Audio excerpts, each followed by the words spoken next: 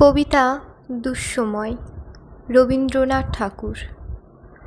যদিও সন্ধ্যা আসিছে মন্দ মন্থরে, সব সঙ্গীত গেছে ইঙ্গিতে থামিয়া, যদিও সঙ্গী নাহি অনন্ত অম্বরে, যদিও ক্লান্তি আসিছে অঙ্গে নামিয়া।